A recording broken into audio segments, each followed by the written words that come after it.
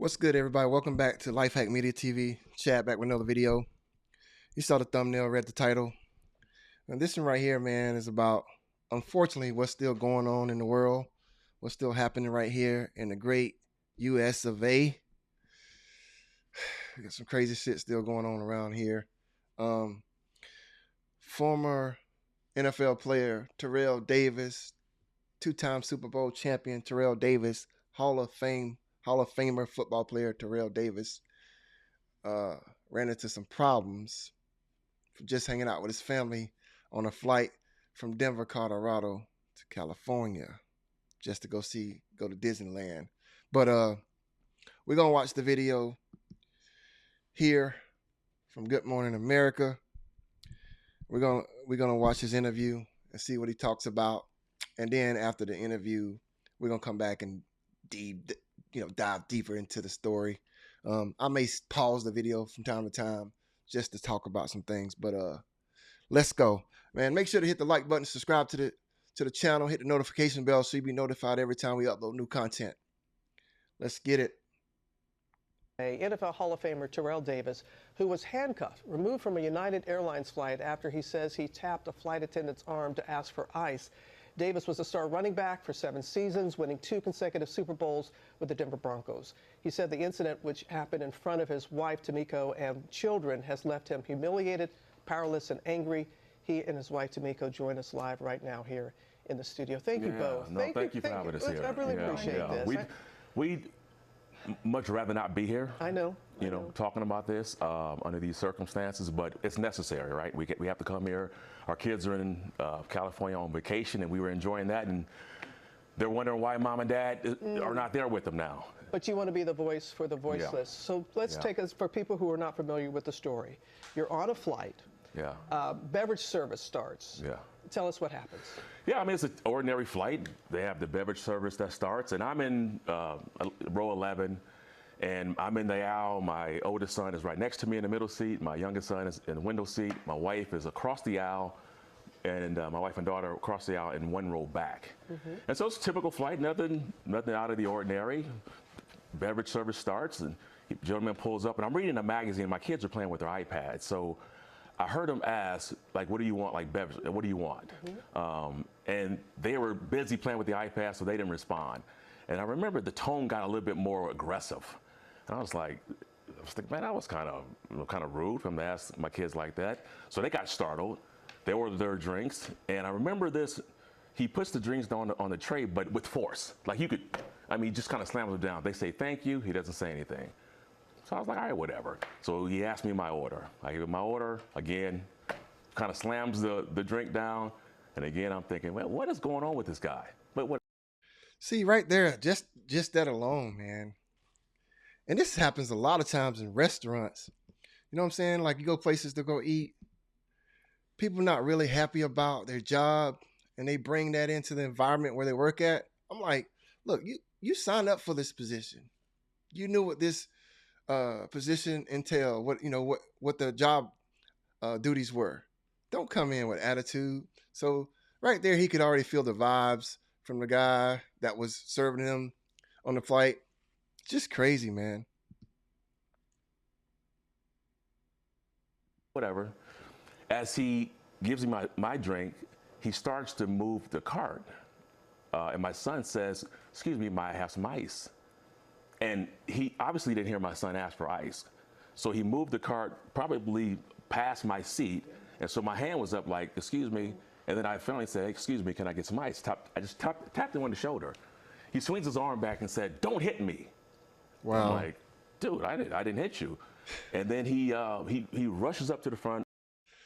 People trying to get a quick bag, man. Everybody out here trying to secure a bag.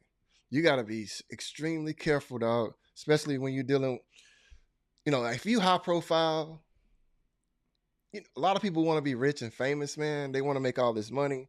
They want to have all this clout, status, and fame. But, man, there's a lot of headache comes with that shit, bro. Because any little thing, dog, people trying to goddamn sue you, get your, ruin your career, ruin your reputation, just over little stuff. Like he said, he just tapped him on the shoulder, and he is already like, don't hit me. Like, It's crazy out here, man. Of the plane, leaves the cart right there, and the gentleman in front of me turns around and says, "I saw everything. I saw that. Like why did you didn't hit him?" I'm like, "Of course I didn't hit him." So as I'm sitting there on the plane, it Thank was God he got bizarre because witnesses. he's up there for a couple of minutes, and again, I was like, whatever. So I started reading the magazine. So you don't think anything of it? Nothing of it. Yeah. He comes back. He puts the cup of ice on my son's tray. He then takes the cart and takes it back up to first class. And about 3 minutes later, another flight attendant takes over. She brings the cart down, starts servicing the area, and that's it. Mm-hmm. But then I don't see him for the rest of the flight. You don't see him for the rest of the flight? But what did you see when you landed? What did you hear and see once the plane had that's landed? a different story there. I mean, when we landed, they told everybody to remain in their seats because for whatever reason. And I thought it was a medical emergency. I fly a lot, so I've seen that before, where they say, stay in your seat, someone they need to tend to. So, like Terrell Davis is saying, man, this guy's a Hall of Famer NFL player. He's been flying on planes for many, many years. So he thinks it's like some kind of medical emergency. He has no clue. Like, this is pertain to him. Like, just clueless because he's like, there's no way. I haven't done anything. Unreal. And so I've seen that before. So again, I'm just reading a magazine, and 4 or 5 minutes pass, and then my head is down, and I can hear like the walkie-talkies. I hear a lot of the gear and wrestling of like you can hear when they come on, and everybody you can kind of hear like the awls, or like you can hear people the reactions to them coming on. Yeah. When you say they coming on, who's coming on? The FBI? FBI. Big FBI letters on the jackets. Big as daylight. Can't miss it. Yeah. Okay. FBI, I believe it was Orange County Sheriff Department, guys with green. I didn't know who they were at the time, but you can tell it was law enforcement. Law enforcement. Mm-hmm. Without explaining to me why they were doing it, they walk up to me and the guy he whispers in my ear. He says, "Don't fight it," and he puts cuffs on me. You hear that? So they walk up to Terrell Davis. No explanation on why are they arresting him. Nothing. They just whisper in his ear and say, "Don't fight it." Like, you have no clue what's going on. Just imagine you on this plane with your wife, your 13-year-old son, your 11-year-old son, and your 9-year-old daughter. And they seeing that in real time, man. You know how that can mess up somebody, mess up kids, man? Unreal, man. Like, bro, we gotta do better as a nation, for real, man. Straight up. This is crazy. He's still while I'm sitting down. With everybody still on the plane? Everybody's on the plane. He never introduced, acknowledged, or confirmed that it was Terrell. Or say, hey, here's why. Here's what happened. We're doing this, or nothing. Can I ask what happened? He just walked straight up to him and placed hands. And what was it like for you, Tamika, to see your husband in handcuffs? I thought it was a joke, because what else could it be? And I saw the agents come on, so of course it caught my attention like everyone else, and they just walked straight up to Terrell and just played. And so I jumped out of my seat and I said, "Wait a minute, like what's going on?" And I hopped over the woman next to me, and I was kind of like to Terrell, "Are you joking? Like, is this a practical, is this a prank?" Like, she don't even realize what's going on. She's thinking it's a joke. Just think of it from her perspective. Like Terrell don't know what's going on. His wife is not sitting directly with him. She's like across from him or whatever, a seat back. She has no idea what's going on. And ain't nobody telling nobody nothing, man. Like, no explanation, no reasoning, no nothing. Just come with us. And he just said quietly, "No, it's not." And I'm looking at my sons, who are sitting right next to him, watching their dad being handcuffed. And what could we do? And I'm asking them, what is going on? Like, why are you doing this? Why?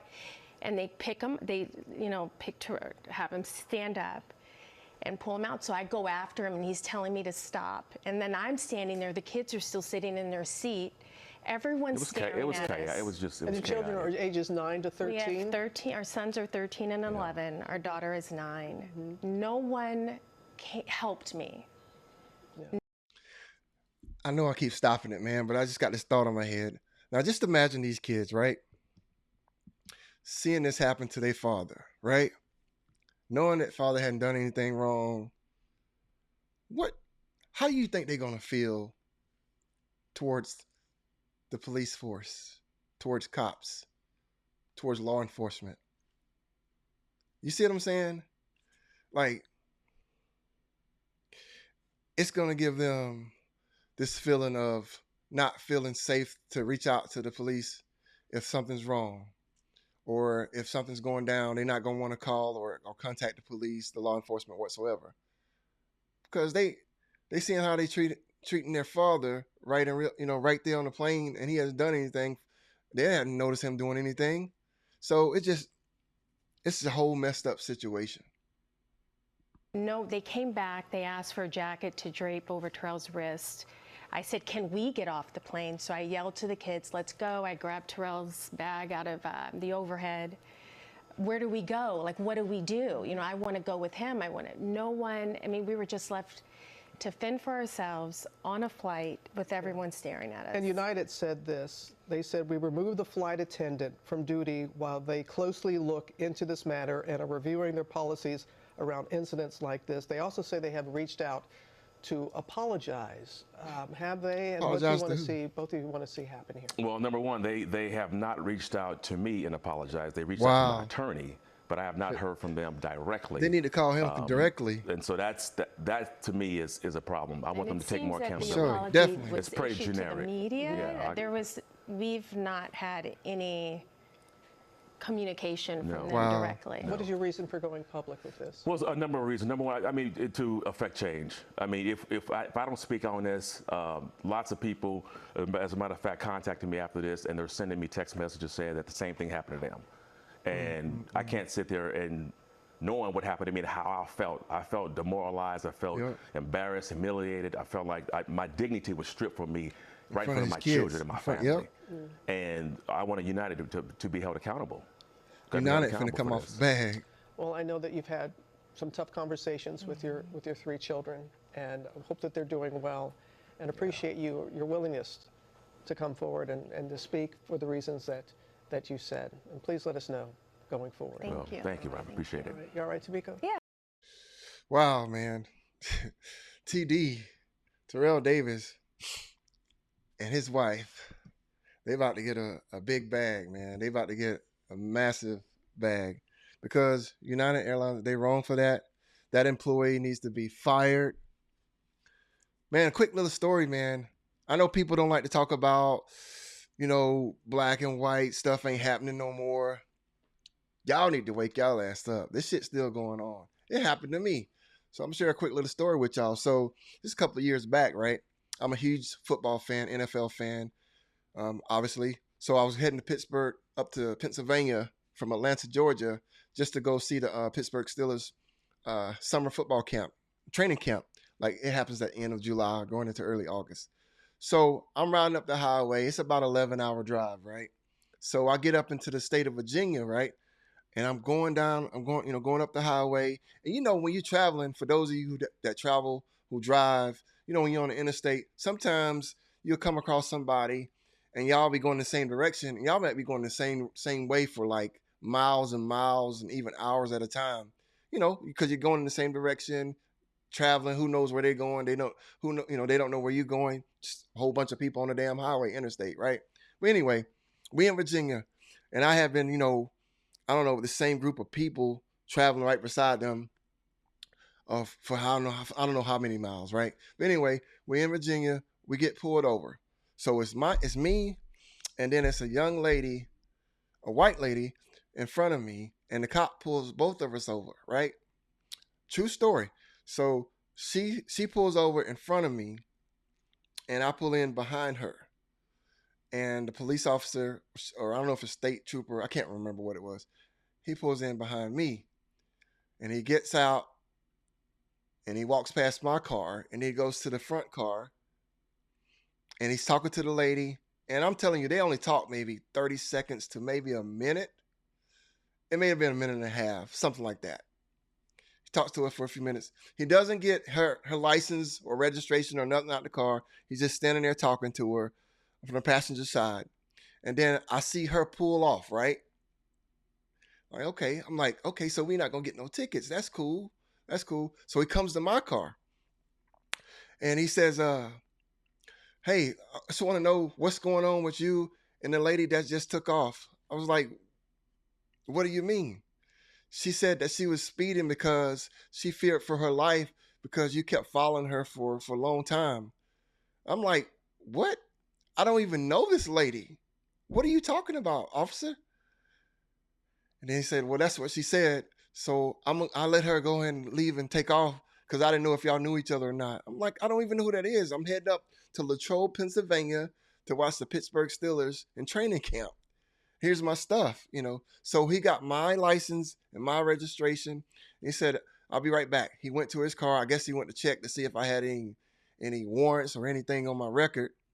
He saw that it wasn't nothing on there. He comes back. He said, Mr. Powell, I'll let you know I'm going to give you a citation today for speeding. You need to slow it down. And I was like, but you didn't give her a ticket. He's like, you don't need to worry about that. So he wrote me a speeding ticket and he let her go scot-free. And he was like, don't be riding beside nobody. He was like giving me this speech. I'm like, you gotta be kidding me. But I know better. I'm in like Virginia area. I'm blackety black. So I was like, yes, sir. I took the speeding ticket and headed on towards my trip. So I'm telling you, this shit's still out here, man. Like, you gotta be careful. It's sad that it's that way. Like Jay-Z. You heard that song? Jay-Z got a song out, the OJ story or something like that. It goes something like uh rich ninja, po ninja, house ninja, field ninja, real ninja, fake ninja, still ninja. Y'all get what I'm saying, right? You know, I'm not saying the N word, but you get what I'm saying. So just, man, this is crazy, man. People, oh my God, dog. Your color, your skin, man, the way we get treated in certain situations, it don't even matter how much clout you got, how much money you got, man. But I don't blame Terrell Davis and his wife, man. Sue United, get as much money as you possibly can. I know you already rich. I don't even care. Take all their money, get it all, man. All right, y'all, that's gonna be it for this video. Make sure to hit the like button, man. Subscribe to the channel, hit the notification bell so you'll be notified every time we upload new content. And we'll see y'all in the next one. Peace.